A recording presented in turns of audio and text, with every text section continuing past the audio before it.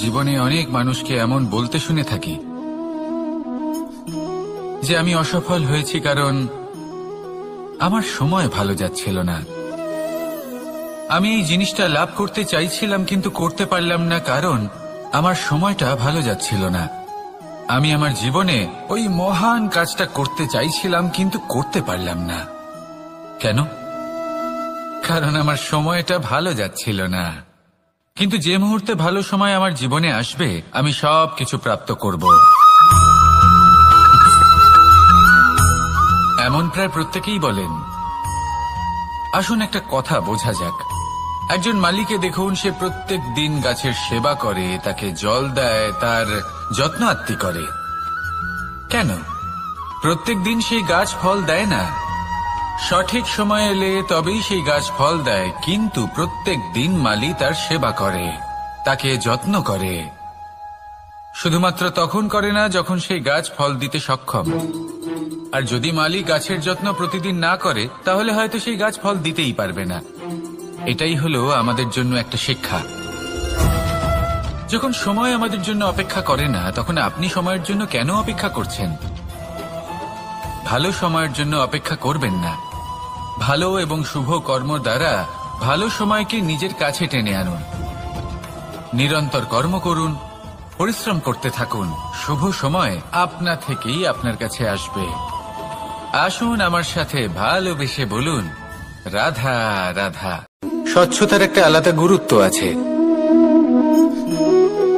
যদি আপনি নিজেকে স্বচ্ছ রাখেন তাহলে আপনার নিজেরও ভালো লাগবে, সামনের ব্যক্তিরও ভালো লাগবে, একটা অন্যরকম প্রভাব পড়বে। কিন্তু একজন শ্রেষ্ঠ ব্যক্তি কিভাবে হয়ে ওঠা সম্ভব? যার মধ্যে গুণ আছে, শিক্ষা আছে, শুভ চেতনা আছে, যিনি সৎকর্ম করেন। কিভাবে হব সেই ব্যক্তি যার মধ্যে জ্ঞান আছে? শুধুমাত্র স্বচ্ছ থাকলে তো তা হওয়া সম্ভব নয়।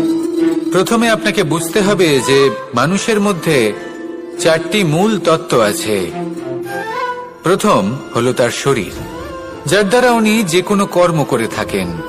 দ্বিতীয় তত্ত্ব হলো তার মন, যার দ্বারা কোনো কর্ম করার জন্য সে নিজেকে প্রেরণা দিতে থাকে। তৃতীয় তত্ত্ব হলো বুদ্ধি, যে কর্ম আমরা করতে চাই, যে লক্ষ্যে আমরা পৌঁছতে চাই, সেটা আমরা কিভাবে।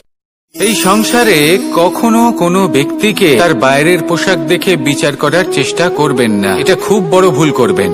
কোথাও একটা গাছ দেখলাম, খুব বিশাল আকারের একটা গাছ, বিশাল শাখা আছে, সেগুলো দেখে আমরা ভাবি যে এই গাছে হয়তো কত সুস্বাদু ফল আছে। আমরা সেই গাছের পরিচর্যা করতে থাকি। আর অন্যদিকে হলো একটি তৃণ, যেটা মাটি থেকে কিছুটা উঁচুতে পৌঁছেছে, কিন্তু সেই তৃণর নিচে, মাটির নিচে অত্যন্ত সুস্বাদু ফল বা সবজি জন্ম নেয়। আমাদের স্বাস্থ্যের পক্ষে অত্যন্ত উপকারী। সেই জন্য কখনো আবরণ দেখে কাউকে বিচার করতে চেষ্টা করবেন না। যদি এই বিশেষত্ব বোঝার ক্ষমতা আপনি অর্জন করেন, যদি এই শিল্প আপনি নিজের ভেতরে জাগ্রত করেন, তাহলে এই সংসারে বিশেষত্ব কি সেটা আপনি জানতে পারবেন। আর এই সমস্ত খেলা দৃষ্টি থেকে নয়, দৃষ্টিভঙ্গি থেকে জন্ম নেয়। দৃষ্টিভঙ্গি সবসময় শুভ রাখুন আর আমার সাথে ভালোবেসে বলুন, রাধা রাধা। পরিবারে ধৈর্য রাখতে পারলে তাহলে আস্তে আস্তে দেখবেন প্রেম বৃদ্ধি পাচ্ছে। সমাজে যদি ধৈর্য রাখতে পারেন তাহলে আস্তে আস্তে এই সমাজ আপনাকে সম্মান করবে। যদি নিজের জীবনে ধৈর্য রাখতে পারেন তাহলে নিজে থেকেই আত্মবিশ্বাস বাড়বে, নিজের বিকাশ হবে।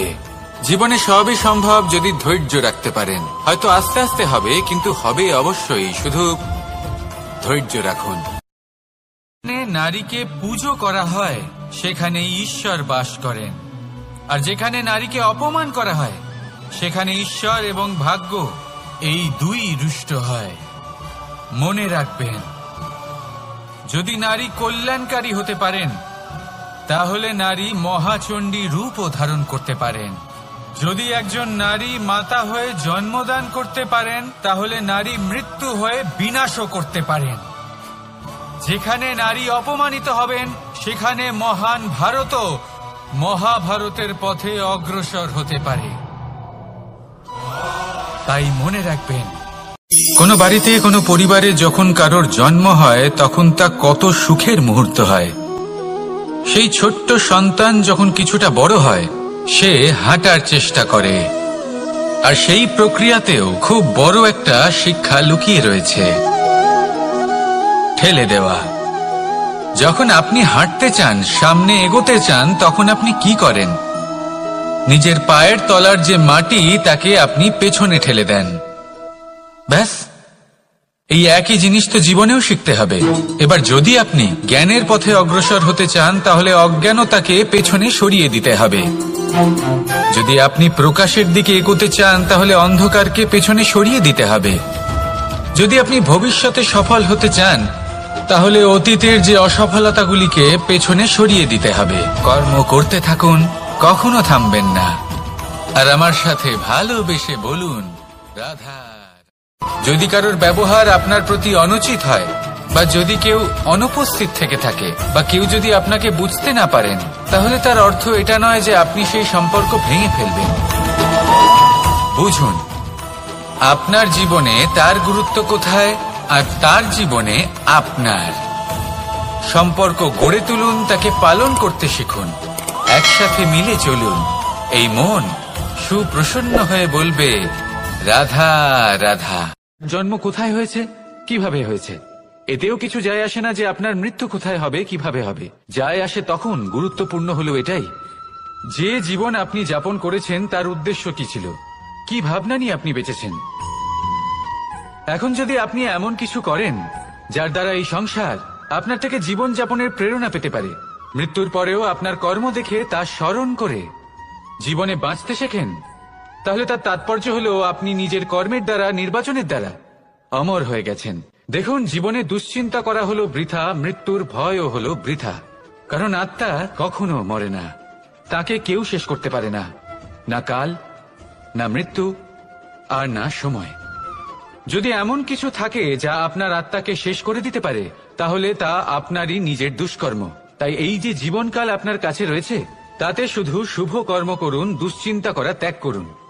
এমন কর্ম করুন যা দেখে সংসার উচিত পথে চলে আসে। এই সংসারের সব থেকে বড় সুখ কি?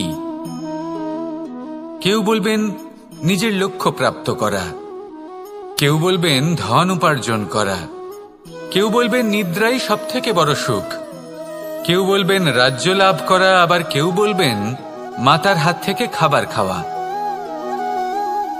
আদি ইত্যাদি। কিন্তু যদি সত্যি কথা বলি, এই সংসারের সব থেকে বড় সুখ হলো সেবা করা। কখনো কাউকে সেবা করে দেখুন। এই সেবা দ্বারা অন্য কোনো মানুষের আশীর্বাদ লাভ করাতেই সুখ রয়েছে। আপনার সেবা ভাব দ্বারা যখন কোনো মানুষ নিজের অন্তরাত্মা থেকে আপনাকে আশীর্বাদ করে, তার থেকে বড় সুখ আর কিছুই নেই। কারণ প্রত্যেক মানুষের মধ্যে ঈশ্বর বাস করেন। নরের সেবাই হল নারায়ণের সেবা। নিষ্কাম সেবা করাই হলো সব থেকে বড় সুখ। তাই নিজের অন্তরে সেবার এই ভাব জাগ্রত করুন। যে সুখের কথা আমি বলছি, সেই সুখ অনুভব করেই দেখুন। এই মন সুপ্রসন্ন হয়ে বলবে, রাধা রাধা। বাহ, পুষ্পের সুবাস আমার খুব ভালো লাগে। অত্যন্ত সুন্দর হয় এই পুষ্প। এইভাবে চারিদিকে পুষ্প দেখে মন আনন্দিত হয়ে ওঠে। এবার আপনারা ভেবে দেখুন, আমার চারিদিকে পুষ্প নয়, আগুন আছে। তাহলে কি হবে? আমার শরীর কি জ্বলে যাবে না? অবশ্যই জ্বলবে। শরীরকে কি আগুনের তাপ সহ্য করতে হবে না? অবশ্যই সহ্য করতে হবে। এটাই হলো প্রকৃতির নিয়ম। এই নিয়ম কিন্তু আমরা সবাই জানি। কিন্তু মানুষ জীবনে তিনটি কাজ অবশ্যই করে থাকে। কিছু দান করে, কিছু গ্রহণ করে, আর কিছু ত্যাগ করে দেয়। আমাদের এটাও ভাবতে থাকে যে এটা করলে কিভাবে করবে। আমরা তার দেবার জন্য পর্যাপ্ত ধন নেই, ভেবে দেখুন। নেবার জন্য সংসারে অত স্নেহ নেই, আর ত্যাগ করার জন্য জীবনে এত সুখই নেই। তাহলে কিভাবে করবে? কেন? আসলে আমরা বস্তুগত চাহিদা অর্জনে এত ব্যস্ত হয়ে পড়ি যে আমরা বুঝতেই পারি না যে কি নেবার আছে, কি দেবার আছে, আর কি ত্যাগ করার আছে। শরীরের কোনো অংশে যদি তাহলে আজ আমি আপনাকে বলি, সমস্ত শরীর মনে রাখবেন এই তিনটে গুরুত্বপূর্ণ গুণ, তিনটে গুরুত্বপূর্ণ কথা। নিসর্গ যদি নষ্ট, দেবার জন্য আছে দান, নেবার মতো আছে জ্ঞান, আর ত্যাগ করার মতো আছে এই পুষ্প, অহংকার। এই বৃক্ষ, বায়ু, জল, এদের সকলকে রক্ষা করুন, নষ্ট নয়। মনে রাখবেন, যদি নিসর্গ থাকে মানুষ থাকবে, যদি নিসর্গ থাকে তাহলেই জীবন থাকবে। আসুন আমার সাথে ভালোবেসে বলুন, রাধা রাধা।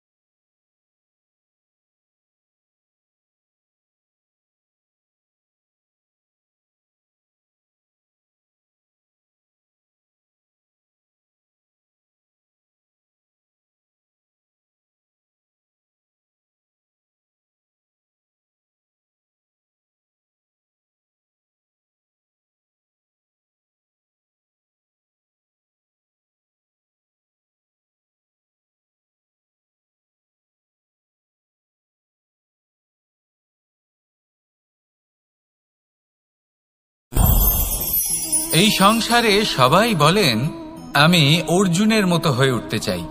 সবাই চায় যে তারাও যেন অর্জুনের মতো গান্ডীব লাভ করে। তারাও চায় যে তাদেরকেও মহাদেব এসে পশুপতি অস্ত্র দান করবেন। তারাও এটাই চায় মহাভারতের মতো মহাসংগ্রামে বিজয়ী হতে। কিন্তু সবাই ভুলে যান যে অর্জুন যা হতে পেরেছিলেন সবকিছুই অর্জন করেছিলেন। যদি আপনিও অর্জুনের মতো গান্ডীব লাভ করতে চান তবে আপনাকেও তার মতোই শ্রেষ্ঠ কাঠ নির্বাচন করতে হবে। সেই কর্ম আপনাকেই করতে হবে। তার প্রত্যঞ্চা যাতে তীব্র হয় তার জন্য আপনাকে সর্বশ্রেষ্ঠ দড়ি খুঁজে বের করতে হবে। আপনার বাণ যাতে ঘাতক হয় সেই জন্য আপনাকে নতুন নতুন ধাতু খুঁজে বের করতে হবে। সেই শিক্ষা আপনাকে লাভ করতে হবে, তবেই আপনার ইচ্ছে পূর্ণ হবে। অর্জুন হওয়া বড়ই সরল যদি আপনি কিভাবে অর্জন করতে হয় তা জানেন। শুধুমাত্র স্বপ্ন দেখেন যারা, তারা কখনোই অর্জন করতে পারবেন না।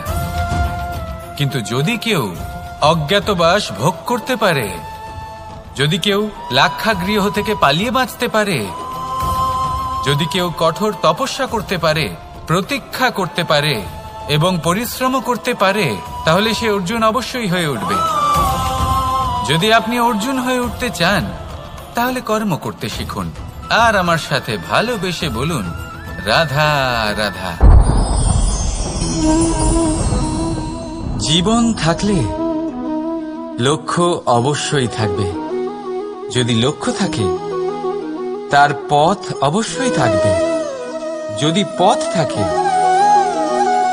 তাহলে বাধা অবশ্যই থাকবে। আর এর ওপরেই নির্ভর করে যে আমরা জীবনে সফল হব না অসফল, পুরস্কারের ভাগীদার হব।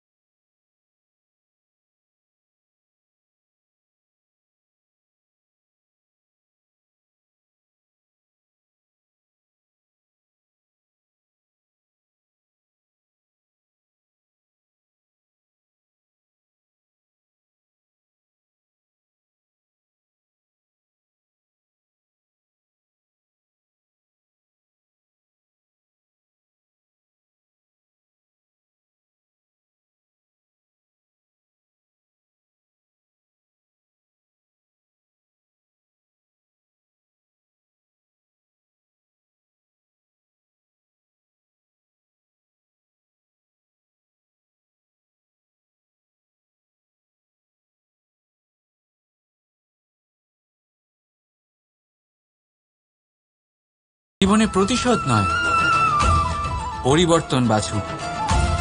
বদলা নয়, বদল বেছে নিন। আপনার বাধা আপনার বন্ধু হয়ে যাবে। রাধা রাধা। সমস্ত মানুষের জীবন কিছুটা সমান হয়। মানুষ জন্মগ্রহণ করে, তারপর চলতে শেখে, জীবনে এগিয়ে চলে, বার্ধক্য লাভ করে, তারপর সমাপ্ত হয়ে যায়। কিন্তু সেই ব্যক্তিরা কারা যারা প্রকৃত অর্থে মনুষ্য জীবন যাপন করেন? এনারা হলেন সেই ব্যক্তি যারা পড়ে গেলেও আবার উঠে দাঁড়ানোর চেষ্টা করেন, নিজের ভেঙে পড়া অস্তিত্বকে আগলে নিয়ে আবার একটা আকার দেওয়ার চেষ্টা করেন, ভগ্ন আশাকে আবার একটা নতুন দিশা দেন। অসফল হওয়ার পরেও থামেন না, আবার এগোতে থাকেন। অসফল হওয়ার পরে যদি আপনি থেমে যান তাহলে সাফল্য আপনার সামনে অপেক্ষা করে, কিন্তু আপনি তা দেখতে পান না। তাই জীবনের সংঘর্ষে অংশগ্রহণ করতে শিখুন। জীবনের সংঘর্ষ থেকে পালাবেন না। আসুন আমার সাথে ভালোবেসে বলুন রাধা রাধা। একবার একটা শেয়াল বনে বিচরণ করছিল। ও একটা ছোট্ট শাবক দেখতে পেল। ও ভাবল, আজ একেই আমি খাবার হিসেবে গ্রহণ করব। আশেপাশে দেখলো কেউ দেখছে না, তো কেউ ছিল না। আর সেই শাবকের ওপর আক্রমণ করল, যা হলো একটা ঘোর অপরাধ। বনের নিয়ম অনুসারে আপনি কখনোই শাবকের ওপর আক্রমণ করতে পারেন না। তারপর এই খবরটা যখন রাজা সিংহ জানতে পারলেন, সভার আয়োজন করলেন। কিন্তু সেখানে শেয়াল বলল, আমি তো এরকম কিছু করিনি। কিন্তু যদি আপনি এরকম বলেন, কোনো প্রমাণ দিন, এর কোনো সাক্ষী আছে? তখন রাজা সিংহ পেঁচাকে ডেকে পাঠালেন, যে সেই মুহূর্তে বৃক্ষের শাখার ওপর বসেছিল। সে সব কিছু দেখেছিল। পেঁচা সব সত্যি কথা বলল, আর শেয়ালকে মৃত্যুদণ্ড দেয়া হলো। এবার এই কাহিনী আমি আপনাকে কেন শোনালাম? কারণ মানুষও কখনো কখনো এরকম কর্ম করেন যা শিয়াল করেছে। এটা ভাবেন কেউ দেখছে না, যখন আমি অনুচিত কর্ম করতেই পারি। কিন্তু না, আপনি যাই করুন না কেন, কেউ না কেউ অবশ্যই তা দেখছে। কোনো ব্যক্তি না হলেও কোনো প্রাণী, না হলে কোনো যক্ষ বা দেব বা প্রেত। যদি এনারা কেউ না দেখেন, তাহলে ধরিত্রী মাতা দেখেন, যেখানে দাঁড়িয়ে আপনি সেই কর্ম করছেন, তাই না? তাই একটা কথা সবসময় মনে রাখবেন, কে দেখছেন কে দেখছেন না সেই বিষয়ে ভাবা ছেড়ে দিন। এটা খুব সহজ কথা। আপনি যদি উচিত কর্ম করেন, উচিত ফল পাবেন। যদি অনুচিত কর্ম করেন, তাহলে আপনি অনুচিত ফল অবশ্যই পাবেন। সেই জন্য উচিত পথে চলতে থাকুন, উচিত কর্ম করতে থাকুন, আর আমার সাথে ভালোবেসে বলুন রাধা রাধা। আপনি কখনো কোনো বাজকে নিজের বাসা বানাতে দেখেছেন? এই বাজ যখনই কোনো বাসা বানায়, তখন উঁচু গাছের ডালে বা কোনো পর্বতের শিখরে বাসা বানায়, অনেক উচ্চতায়। আর সেখানে তার সন্তানও জন্মগ্রহণ করে।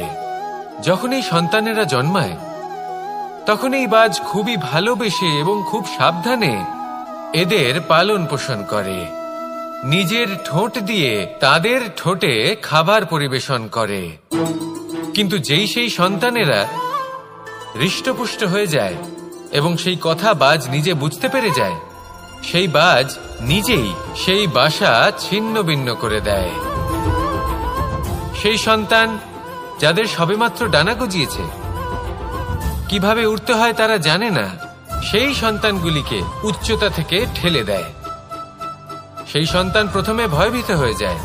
তারা সামনে মৃত্যুকে দেখতে পেয়ে ভয়ের কারণে তাদের ডানা ঝাপটাতে থাকে, আর সেই প্রক্রিয়াতেই সেই সন্তানগুলি উড়তে শুরু করে দেয়। এবার এই ঘটনায় আমরা কি শিক্ষা পেতে পারি? এটাই, যদি আপনি মাতা পিতা হন তাহলে নিজের সন্তানকে অবশ্যই স্নেহ করুন, কিন্তু তাদেরকে নিজের আঁচলের তলায় বেঁধে রাখবেন না। যদি আপনি চান আপনার সন্তান জীবনে উন্নতি করুক, তাহলে নিজের মুঠো থেকে তাদের স্বতন্ত্র করে দিন, এই সংসারে সংঘর্ষ করতে দিন। সেই সন্তান নিজেই বুঝতে পারবে যে জন্মের সময় পাওয়া ডানা কি করে ব্যবহার করতে হয়। আর আপনার চোখের সামনে আপনার সন্তান এই আকাশে উড়তে থাকবে।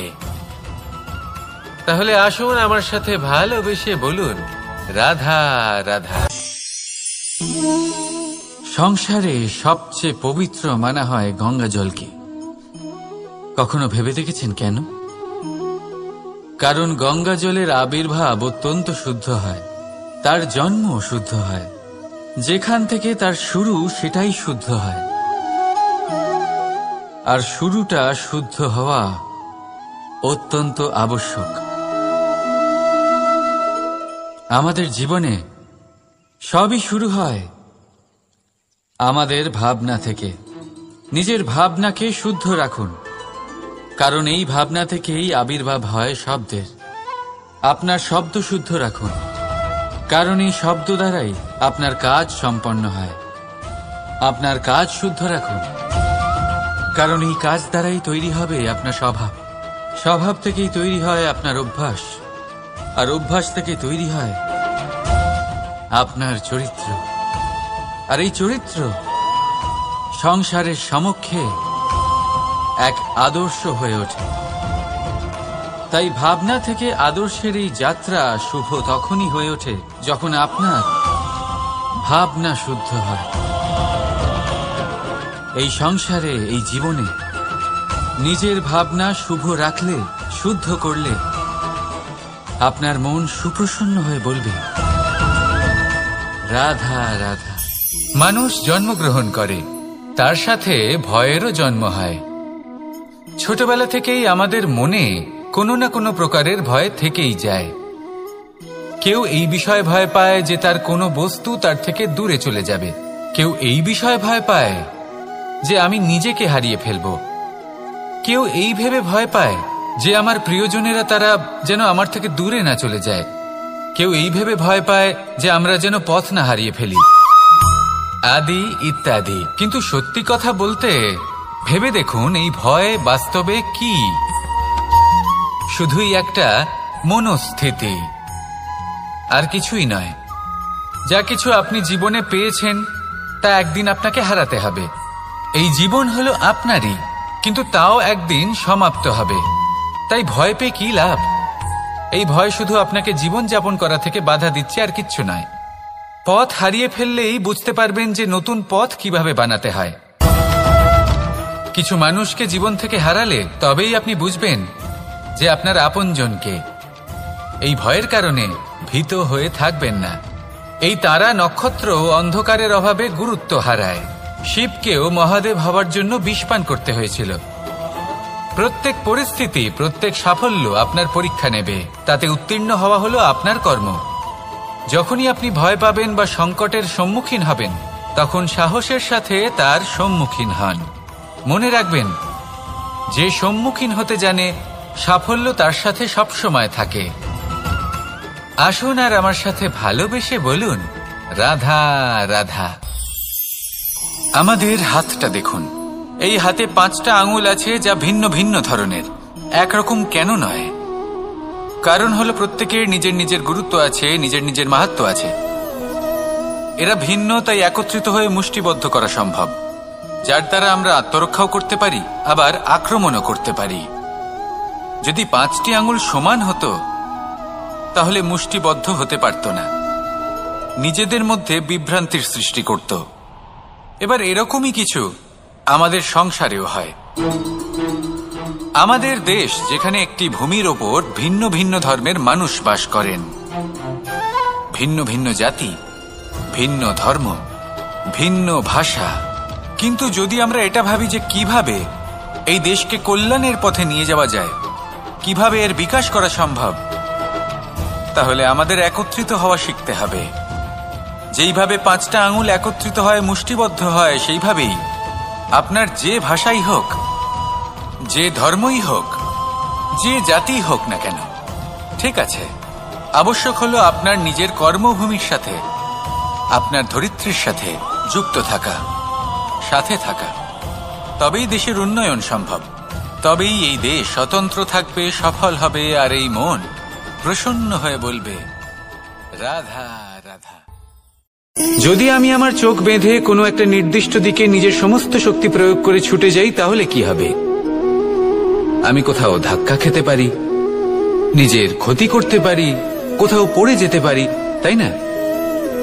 অর্থাৎ এটা নিশ্চিত এই কাজ আমার করা উচিত নয়। কিন্তু আজকের দিনে প্রত্যেকটা মানুষ এই কাজই করছেন, তাই না? কোনো কাজ করার পূর্বে সেই কাজের বিষয়ে সম্পূর্ণ তথ্য কোথায় সংগ্রহ করছেন?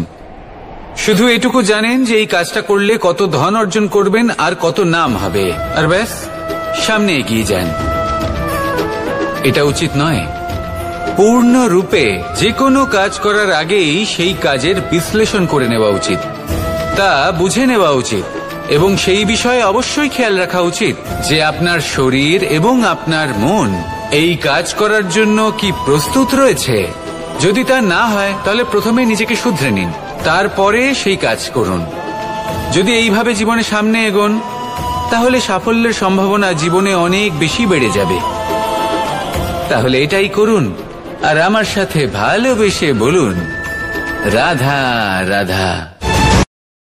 এই সংসারে সাফল্য লাভ করার জন্য জ্ঞানের প্রয়োজন হয়, পরিশ্রমের প্রয়োজন হয়, দৃঢ় নিষ্ঠার প্রয়োজন হয়, নিরন্তর চেষ্টা করা প্রয়োজনীয়।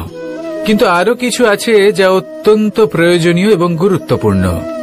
তা হলো ভালো বন্ধু। তাদের থাকা অত্যন্ত প্রয়োজনীয়। যদি ভালো বন্ধু থাকে তাহলে সময় এলে তারা ঢাল হয়ে আপনাকে সুরক্ষা করবেন। সময় এলে অস্ত্রের মতো শত্রুকে সংহারও করবেন। যদি তিনি জ্ঞানী হন, তাদের মধ্যে সদ্গুণ থাকে, তাহলে এই সব গুণ আপনার মধ্যেও প্রবেশ করবে। তাহলে সাফল্যের জন্য ভালো বন্ধু পাওয়া অত্যন্ত প্রয়োজনীয়। কিন্তু শুধু বন্ধু কেন, ভালো শত্রুও থাকা প্রয়োজনীয়। এবার আপনি ভাববেন, এ আমি কি বললাম? যদি আপনার জীবনেও ভালো অর্থাৎ শক্তিশালী শত্রু থাকে, তাহলে আপনিও শক্তিশালী হতে থাকবেন। এই শত্রু আপনাকে প্রেরিত করবে আরো বেশি শক্তিশালী হয়ে ওঠার। কখনো কোনো হরিণকে দেখুন, তীব্র গতিতে দৌড়তে থাকে। কেন তীব্র গতিতে দৌড়য়? এই কারণে নয় যে কোথাও তার জন্য মধুর ঘাস অপেক্ষা করে রয়েছে, না। সে এই কারণে তীব্র গতিতে দৌড়য় কারণ সেটা না করলে তার পেছনে একটি সিংহ আছে যে ওকে নিজের ভোজন করে ফেলবে। তাই জীবনে বিপদ, সংকট, এই সবকিছুও হলো অত্যন্ত গুরুত্বপূর্ণ। তার সম্মুখীন হতে শিখুন, আর আমার সাথে ভালোবেসে বলুন রাধা রাধা রাধা।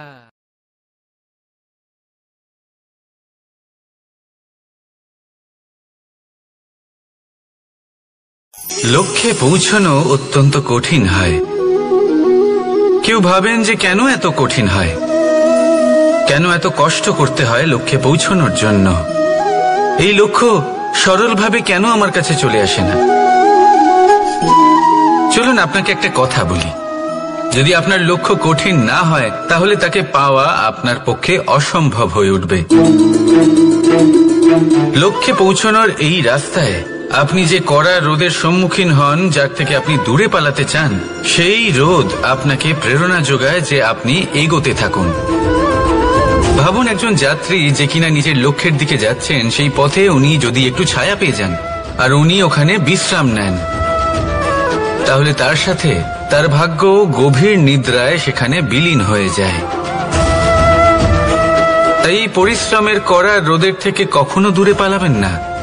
জীবনে শুধু সামনে এগোতে থাকুন দৃঢ়তার সাথে। আর লক্ষ্য সরল হোক, কঠিন হোক বা অত্যাধিক কঠিন হোক, একটা কথা মনে রাখবেন, যে জীবনের লক্ষ্যে পৌঁছতে পেরেছে সে লক্ষ্য প্রাপ্তির জন্য আফসোস কখনোই করে না। রাধা রাধা। ধৈর্য, এই ধৈর্য কি কোনো গুণ, কোনো অনুভূতি, কোনো দৃষ্টিভঙ্গি? আমার জন্য ধৈর্য এক বাহন। আপনি হয়তো ভাবছেন এই কেমন বাহন? বাহন তো ঘোড়া হতে পারে, হাতি হতে পারে, উটও হতে পারে, কিন্তু ধৈর্যকে বাহন বানানো মানে? চলুন আপনাকে একটা কথা বোঝাই। পৃথিবীতে এমন কোনো বাহন নেই যে তার আরোহীকে আছড়ে ফেলেনি। সেটা উট হোক বা হাতি হোক বা ঘোড়া হোক, চলতে চলতে কখনো নড়বড় করেই বসে। তারপর সেই আরোহী পড়ে কারোর পায়, তারপর পড়ে তার নিজের নজরে। কিন্তু ধৈর্যরূপী বাহন কখনো কাউকে ফেলে না, কখনো না। না সেই আরোহী কারোর পায়ে পড়ে আর না তো নিজের নজরে। কারণ ধৈর্য আপনাকে বিবেক প্রদান করে, বিবেক আপনাকে পরিকল্পনায় সাহায্য করে, আর পরিকল্পনা প্রদান করে আপনাকে শক্তি, আপনার লক্ষ্যের দিকে অগ্রসর হওয়া। বুঝলেন? ধৈর্যকে সঙ্গে রাখুন, নিজেকে আরো ধৈর্যশীল করে তুলুন।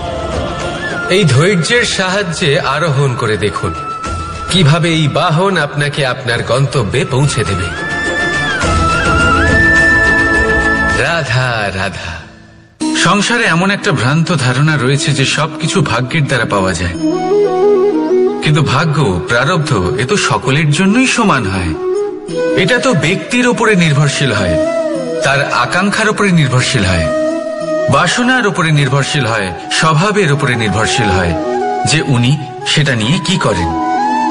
দেখুন, এই প্রসাদ কিন্তু সকলকেই দেওয়া হয়, কিন্তু তা গ্রহণ করবেন কিভাবে সেটা ব্যক্তির উপরে নির্ভর করে।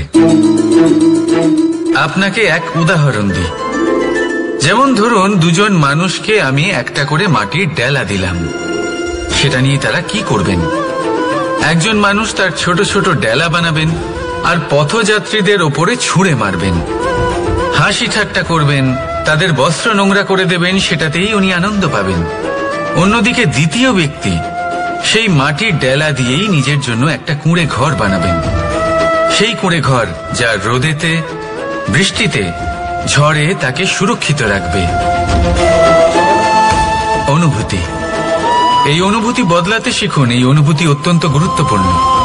ভালোবাসাতেও এই অনুভূতি হলো অত্যন্ত গুরুত্বপূর্ণ।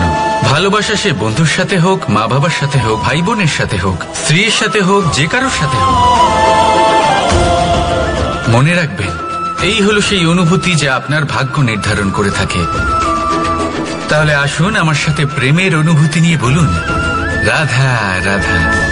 লক্ষ্য, পথ আর সাফল্য, এই তিনটেই একে অপরের সাথে জড়িত, কিন্তু অনেকবার মানুষ এদের ঠিকভাবে বুঝতে পারেন না। তারা ভাবেন যে যেরকম লক্ষ্য হবে সেরকমই পথ হবে, সেই মতোই লক্ষ্য কঠিন হলে পথ কঠিন হবে, লক্ষ্য সরল হলে পথও সরল হবে। যদি আপনাকে আসল সত্যের সাথে অবগত করাই, তাহলে দেখবেন সবকিছুই এর উল্টো। লক্ষ্য নিজের পথ বানায় না,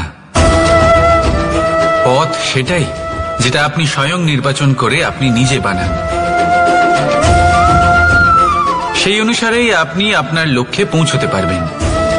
সেই জন্য জীবনে যখনই লক্ষ্যে পৌঁছানোর পথের বিষয়ে আপনি কোনো সিদ্ধান্ত নেবেন, তাহলে তা ভেবে চিন্তে নেবেন, কারণ এই পথ অত্যন্ত গুরুত্বপূর্ণ। পথ যদি শুভ হয়, তাহলে লক্ষ্য আপনা থেকেই শুভ হয়ে যায়।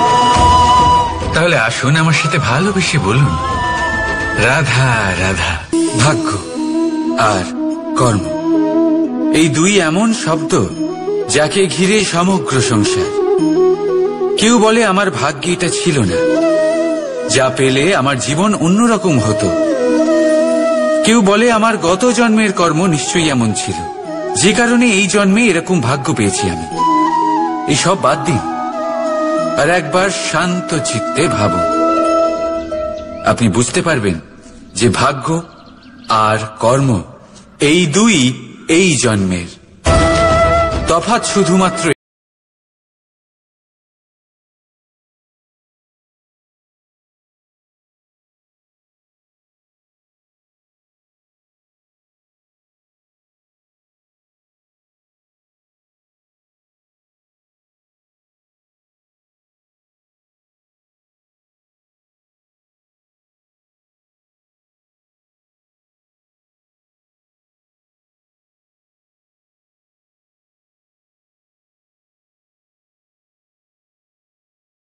ধারণ করে। রাধা রাধা। একে বালি বলুন, মাটি বলুন বা ধুলো বলুন, এ দিয়ে কত কিছু করা সম্ভব। এ দিয়ে আপনি নিজের বাসস্থান নির্মাণ করতে পারেন, প্রাচীর গড়ে তুলতে পারেন, অট্টালিকা নির্মাণ করতে পারেন। কিন্তু যদি এই বালিকে আপনি মুষ্টিবদ্ধ করে রাখতে চান, তাহলে তা হাত থেকে ফসকে যাবে। আপনি কখনোই একে মুষ্টিবদ্ধ করতে পারবেন না। এরকমই হয় আমাদের জীবন, আর এরকমই হয় সময়। এই মুষ্টিবদ্ধ করা বালির মতো। সময়কে আমরা বাধা দিতে পারবো না, আটকেও রাখতে পারবো না।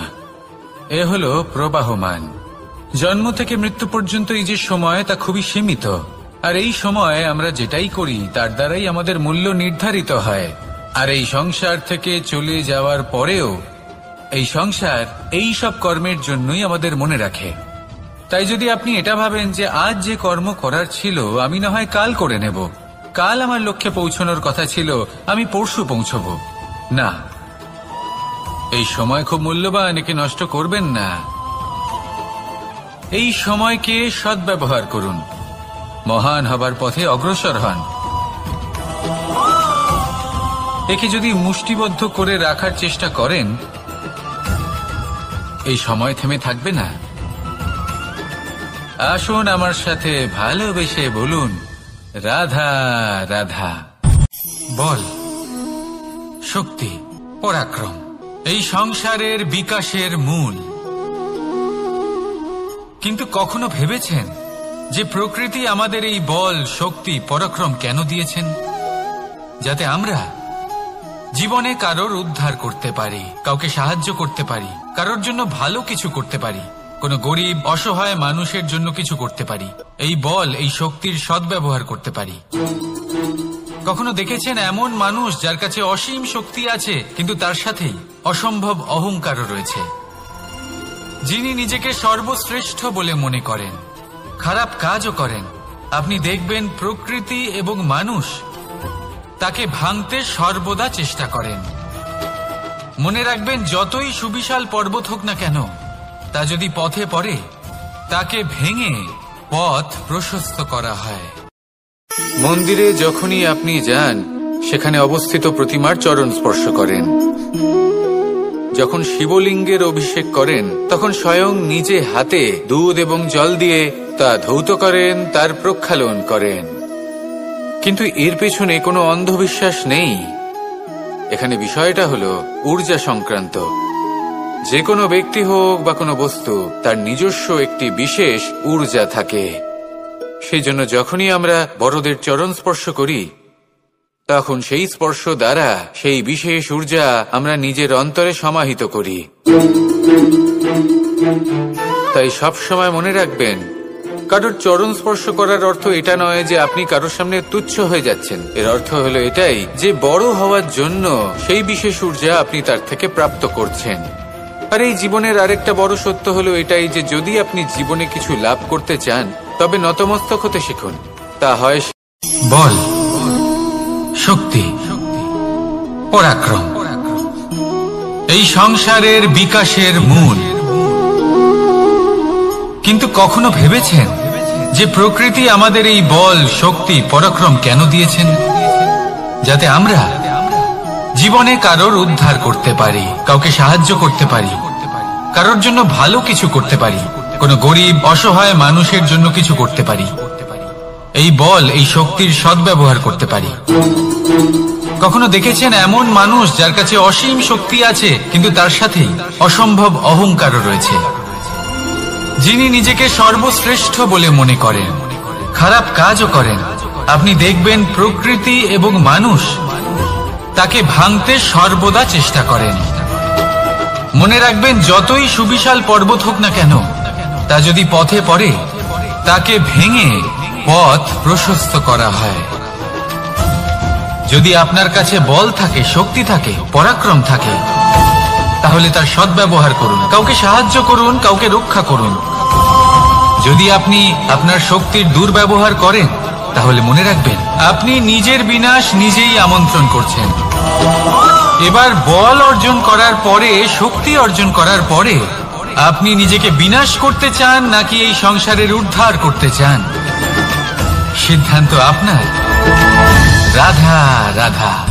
যখন সুখ আসে তখন সে আপনার পরীক্ষা নেয় যে আপনার মধ্যে অহংবোধ জাগ্রত হয়নি তো। যদি অহংবোধ চলে আসে তাহলে সুখ সেখানেই সঙ্গ ত্যাগ করে। দুঃখ আপনার ধৈর্যের পরীক্ষা নিতে থাকে, আর যদি আপনার মধ্যে ধৈর্য না থাকে তাহলে এটা আপনাকে আরো বেশি দুঃখের গভীর অন্ধকারে ঠেলে দেবে। সেখানে শক্তি পরীক্ষা নেয় আপনার বিনম্রতার। যদি আপনি বিনম্র না হন তাহলে হয় এই শক্তি আপনার সঙ্গ ত্যাগ করবে, নয় এই শক্তি বিনম্রতার অভাবে আপনার পতনের কারণ হতে পারে। মানুষ আর ধন, এই দুইয়ের মধ্যে সম্পর্ক খুব ঘনিষ্ঠ।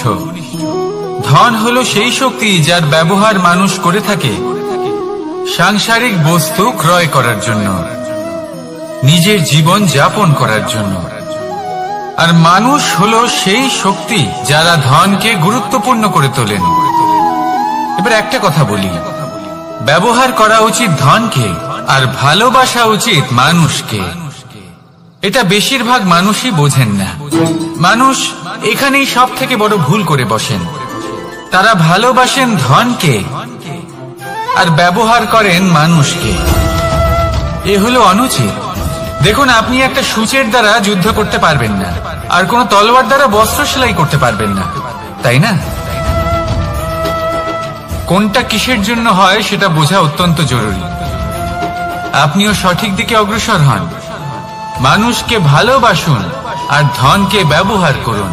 যদি আপনি মানুষকে ব্যবহার করেন তাহলে আপনি ভালোবেসে ফেলবেন ধনকে, আর এই ভালোবাসা ধীরে ধীরে পরিণত হবে লোভে, আর ধীরে ধীরে এটা আপনাকে বিনাশ করে দেবে। তাহলে সমস্ত মানুষকে ভালোবাসুন আর এইভাবে ভালোবেসে বলুন, রাধা রাধা।